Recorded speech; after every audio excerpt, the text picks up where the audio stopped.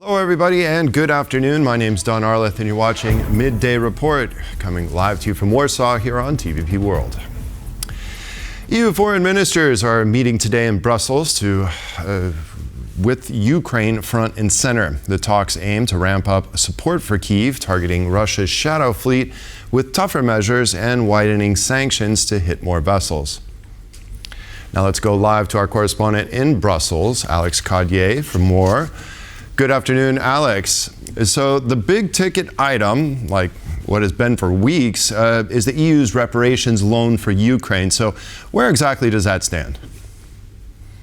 Well, good afternoon, Don. At the moment, it is looking great for that reparations loan. We heard from Kaja Kallas, the EU's top diplomat, just in the last couple of hours, saying that it is under pressure from different sides. We've known in the last few weeks that this proposed reparations loan has been opposed by Belgium. Well, now other member states lending their voices to that operation, including Bulgaria, Malta, and Italy, as well as the new government in the Czech Republic. That will make things more complicated for those member states who want to get that through.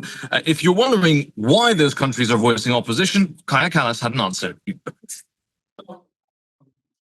Some countries in Europe are more used to the threats presented by Russia than others. And I want to tell you that these are only threats. If we keep united, we are much stronger. But what of those countries who do want this reparations loan to go through, who do want this loan based on Russian frozen assets to go and fund Ukraine over the next couple of years, where a Secretary of State from Poland representing the Polish Foreign Minister here today had this to say about the Polish position? No, we don't. We think that the reparation loan should be used. Poland is in favor of it. But what is absolutely necessary is the securing the financing for the Ukrainian war effort for the next at least half a year. So clearly the Polish position in favor of that reparations loan, perhaps because the alternative, and those countries opposing the reparations loan have called for alternatives, would be more collective debt from EU countries. Poland among those, not that keen on raising more debt to be able to fund Ukraine over the next couple of years. So this reparations loan is facing opposition.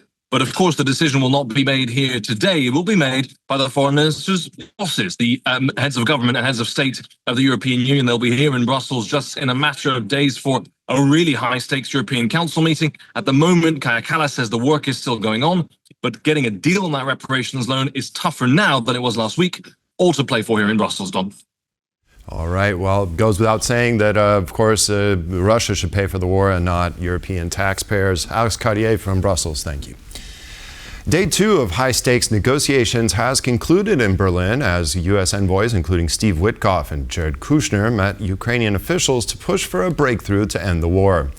President Volodymyr Zelenskyy says his priority is securing ironclad guarantees that Russia will never invade his country again, conceding that Ukraine would give up its NATO bid in exchange. Later today, Zelenskyy will meet with Chancellor Merz and other European leaders. Berlin is hosting the latest round of Ukraine peace negotiations. A team of US President Donald Trump's most trusted people, including son-in-law Jared Kushner and longtime friend Steve Witkoff, who serves as the US envoy for peace missions, once again sat down for talks with the Ukrainians on Monday. Ukrainian President Volodymyr Zelenskyy said that in Berlin, he and his team would focus on security guarantees and post-war recovery of Ukraine. We are working to ensure that peace for Ukraine is dignified and to secure a guarantee above all that Russia will not return to Ukraine for a third invasion. I thank all partners who are helping us, helping Ukraine. And over these days in Berlin, we will work as actively and constructively as possible with everyone who can genuinely bring the agreement to normal terms. Security has been tightened in Berlin, with police on every corner and snipers placed on roofs in the city center. And it's not just the delegations from Kyiv and Washington who are in the German capital. Finland's President Alexander Stubb, who has some of the closest relations with Donald Trump of all European leaders, met with Volodymyr Zelenskyy in Berlin, ahead of the talks with the Americans. Later on Monday, the Ukrainian president is scheduled to meet with European leaders in the German capital. The summit will gather the host, German Chancellor Friedrich Merz, as well as British Prime Minister Keir Starmer, French President Emmanuel Macron, Italian Prime Minister Giorgia Meloni, and Polish Prime Minister Donald Tusk, alongside the heads of the European Commission and NATO. It's important that the talks are held, but I would be very cautious that this advances us towards a ceasefire for the simple fact that the Kremlin has refused a ceasefire unless it effectively gets Ukraine's surrender. That's a surrender of territory. That's a surrender of sovereignty over its military with strict limits on troop levels and Western aid. And that's a surrender even to the point of saying the Zelenskyy government has to go. So I don't think the Kremlin is going to accept anything, even if it came out of Berlin. Ukrainian diplomats have ramped up their efforts as peace negotiations enter what many have called a decisive phase. On Friday, Ukrainian President Volodymyr Zelenskyy is scheduled to visit Warsaw for meetings with Polish officials, including President Karol Nawrocki. This will mark the first meeting between the two presidents since Nawrocki's inauguration on August 6th. 4 days ahead of the visit of Ukrainian President Volodymyr Zelenskyy in Warsaw, Polish President Karol Nawrocki said he would not send Polish troops to Ukraine. Nawrocki added that he would push for a renegotiation of partnership with Kyiv. I will not send a single Polish soldier to Ukraine. My position has not changed. We are in a state of hybrid war and Polish soldiers are needed in Poland today at our border. Every day they perform very important work for the North Atlantic Alliance. I believe that the absence of the Prime Minister at these tables reflects the international position of the Prime Minister himself, not of Poland or Polish soldiers. Therefore, I think that a certain renegotiation of the partnership with Ukraine should be seen as positive by everyone. I will take this task upon myself. Bumps in the road for the trade agreement between the EU and the South American Mercosur bloc. The French government wants to postpone a crucial vote in Brussels on the deal this week over fears of inadequate market protection. Poland also counts itself among the agreement's opponents. These are French farmers, and they are very angry over the upcoming EU trade deal with Mercosur, even predicting the demise of the food industry in Europe. I'm calling on President Macron. He can't go to Brazil and talk about Mercosur, where everything is opened up and he agrees to everything. That's not what we want. We want France to stand firm against Mercosur. Politically weakened, President Macron cannot afford to cross them, and he has the French Parliament breathing down his neck. The National Assembly has sent Macron an extremely clear and unanimous message that for us, for France, the Mercosur deal is the worst free trade agreement ever negotiated. For us, it's a no, and always will be a no. That's why Macron wants to delay a crucial vote in Brussels that would pave the way for the agreement to come into force.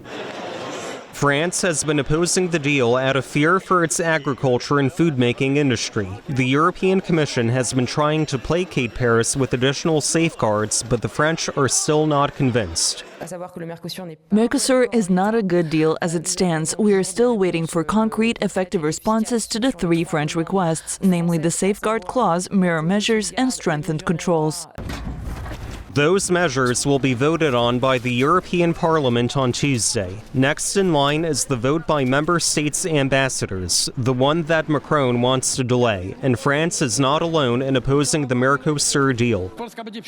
Poland will oppose Mercosur because we want to secure the interests of Polish agricultural producers, or at least show that we are not abandoning them.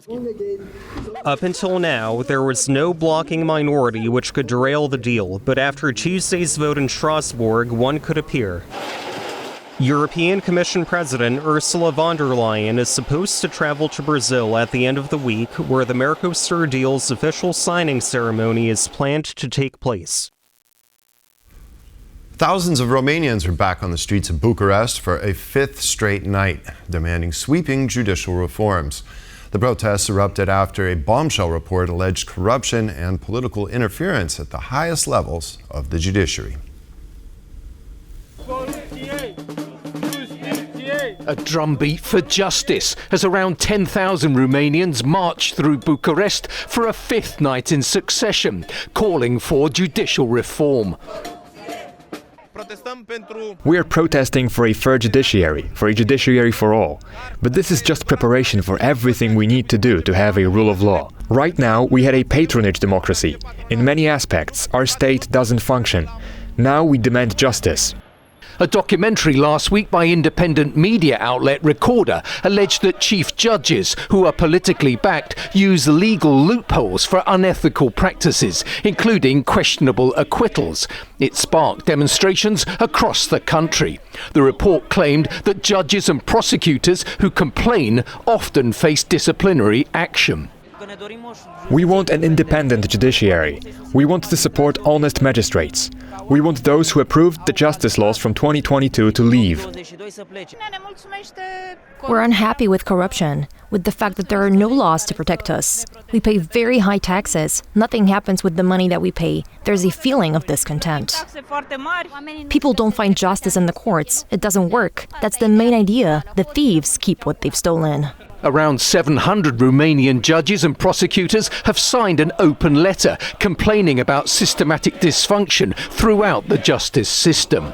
The public outcry comes just days after anti-government and anti-corruption protests in neighbouring Bulgaria brought down the government, with the Bulgarian Prime Minister announcing his team's resignation on Thursday. In Romania, President Nicolae Dan announced he would hold consultations with members of the judiciary next week, describing problems with the integrity of the judicial system as very serious. Whether this will be enough to satisfy the demonstrators remains to be seen. The Czech Republic swears in a new government today as Andrej Babiš returns to power with the far-right coalition, raising concerns he could join Slovakia and Hungary in blocking aid to Ukraine. Our correspondent in Prague, Andrew Sweeney, has more. In the new Czech government, it's a case of out with the old and in with the familiar, at least when it comes to Andrej Babiš's annual party. Alena Skilerova, a key Babiš ally, returns to the finance job after heading the ministry during Babiš's previous administration. So too does Adam Wojtek at the health ministry, who led the country during much of the COVID-19 pandemic and its health care response. The defence ministry has gone to Jaromír Zuna, a former general in the Czech army, who was nominated by the Freedom and Direct Democracy Party. That's the party that supports closer ties with Russia. When it comes to the foreign minister's job, one of the most senior in the government, Petr Matsenka will head the ministry. Matsenka, a former aide to the Czech Republic's former president, Václav Klaus, is a controversial figure, was nominated by the Motorist Party, an anti-environmentalist group. However, the biggest controversy in the nomination process, that of Filip Turek as a minister, is still unresolved. He was due to head the foreign ministry, but he was switched from Matsenka to then head the environment ministry. Turek has been accused of harbouring Nazi sentiment based on his social media profile.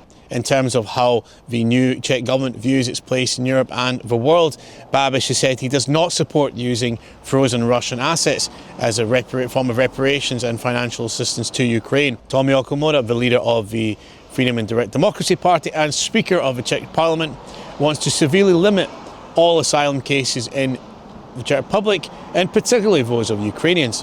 So while Babiš has denied that he wants to join part of the so-called European awkward squad made up of Slovakia and Hungary, his policies as the new government comes in and those of his allies may indicate otherwise. For TVP World in Prague, Andrew Sweeney. And that's all the time we have on today's Midday Report. Thanks for joining us. Have a great day and hope to see you next time. Goodbye.